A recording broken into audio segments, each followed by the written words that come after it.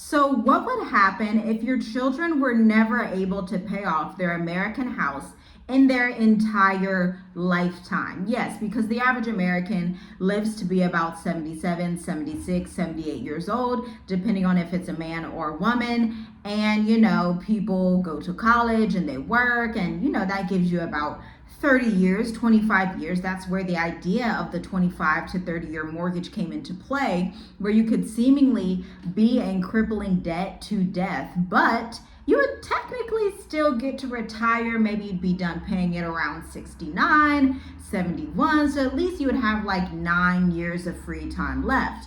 Well, I have some bad news today because the Trump administration excitingly expressed that they are going to be able to save you a whopping $300 per month. That, it sounds great at first, doesn't it? It sounds fantastic. Wow, that's $300 back in the Americans' pockets. Woohoo! We can buy extra groceries or save and go to Disney World and Disneyland and all of these things.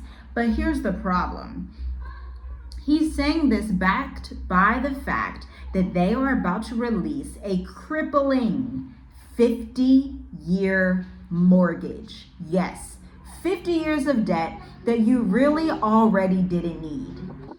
Now, we all know America's crashing on this channel. The empire is utterly collapsing. And so America's desperate. They're like, you know what? Maybe we should just extract every single resource from the American people that we possibly can. Forget those billions and trillions of aid packages to Ukraine and Israel and Venezuela where they could have kept that in-house. Oh no, who cares? Let's just implement a 50-year mortgage on Americans. I mean, the 30-year was already pretty bad, to be quite honest, but 50 years? That means if you purchase a house at 35, you may not pay that off until you are 75. Oh no, I shorted you. That would be a 40-year mortgage, 85. What this actually represents is the new stage of digital captivity and economic captivity. And this is why I find it so heartbreaking when Americans, especially Black Americans, do not want to look into finances and economics. And they just say, let's leave that for the Wall Street people. Leave that for the folks that are at the top. We don't really need to know about finances. Let's just watch BET and be distracted all day. No, let's not. We need to understand finances and economics so we do not get in these trap scenarios like a 50-year mortgage. Basically, banks and lenders have had to rewrite the rules. They're like, you know what? Inflation keeps going up.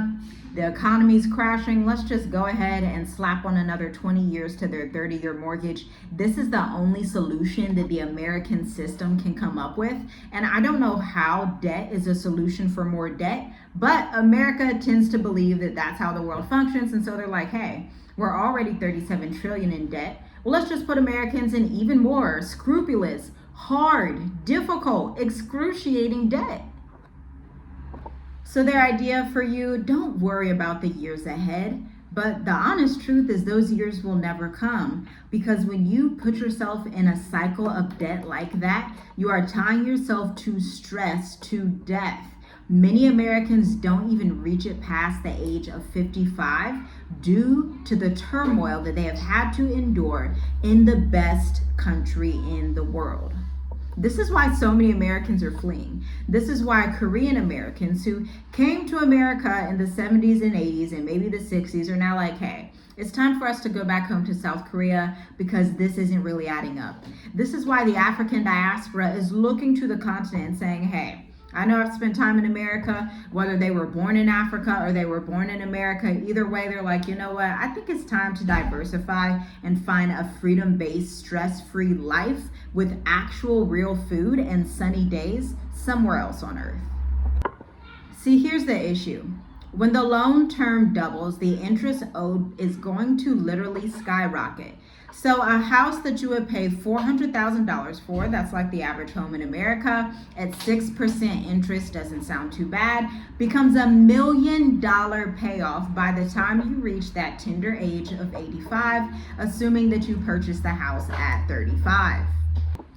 And let's be honest here, you don't own that home. You just leased it from the bank for 50 years, and then you're going to give it right on back when you pass away because your children's children in this economy do not have the money to upkeep with the 50-year mortgage payments that they also may balloon you into, because it's not rare in America for mortgage terms to just change all of a sudden because inflation and the interest rates and these things we have to do to make it better for the banks.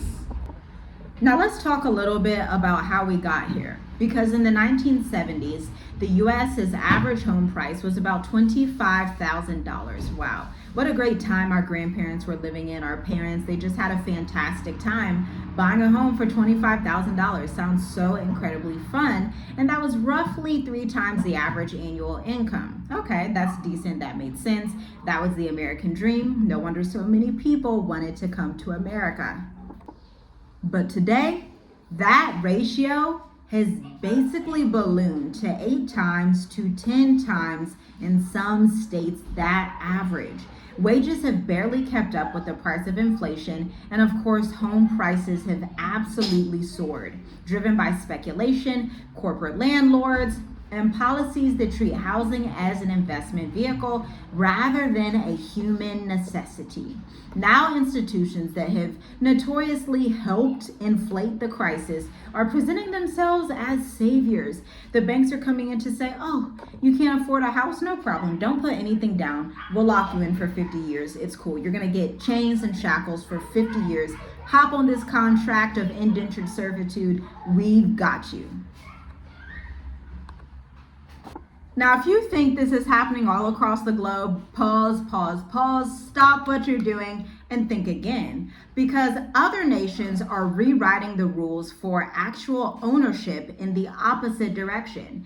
Take a Mauritius, for example, where foreign residents can actually purchase their land outright, build equity, and still live mortgage-free without all of the capital gains taxes that they would have after they sell their homes in the U.S.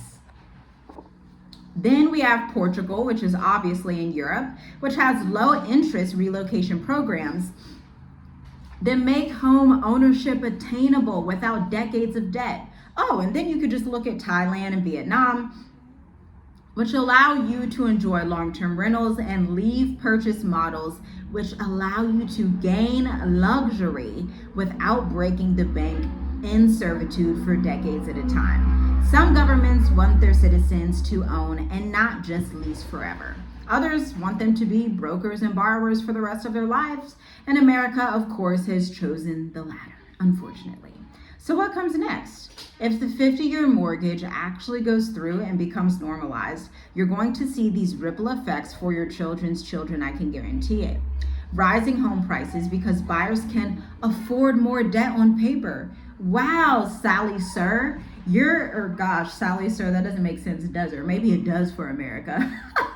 Wow, Sally, you're able to afford $759,000 on that 2-bedroom home that you were so happy to look at in the Everglades in Florida. Congratulations.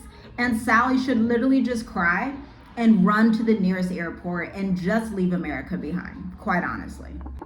And of course, we have multi-generational loans. Doesn't that sound absolutely fun? Where after your parent dies, you pass away, you hand down a wonderful property to your child that still has 80% of the mortgage left to pay on it.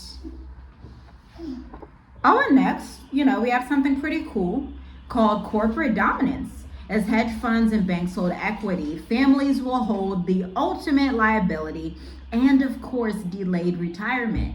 But that seems like it would be counterintuitive, because with a 50-year mortgage, people are going to be more stressed out and probably dying earlier, but who cares, right? Because you're in the age of AI and you can just replace their heart with a robo heart, replace their eye with a robotic eye, just be half human, half cyborg in America. That should be America's new slogan. But the financial elite, we understand that real power is not just in owning assets, but it's in controlling the debt that is attached to them. Debt is not free. Debt does not always help you, especially if you are not getting strategy and counseling in that debt, especially if your economy is dwindling down. And so here's how you can escape the trap right now. You do not have to buy into a system that's going to cost you your freedom, your peace of mind, your life, and your children's children, okay? Instead, you can live freely, work remotely, start your online business, retire abroad in a country that's not only easier to maneuver, but also has a lower cost of living and a higher quality of life than America or the UK or Canada.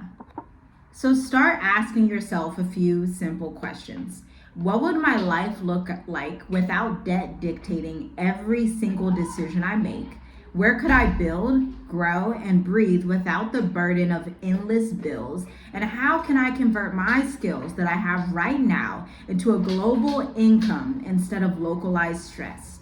The moment you ask these questions the way we did 6-7 years ago, you begin to detach from the matrix. You detach from the illusion of America, and you stop being the product that everybody in America needs and start being the producer of your own future. The 50-year mortgage is not proof that the economy is doing better, my friends. Unfortunately, it's proof that the system is crumbling and breaking before our eyes, but you get to decide if you're going to be the one to go down with it. Shalom, shalom. I'll see you in the next video.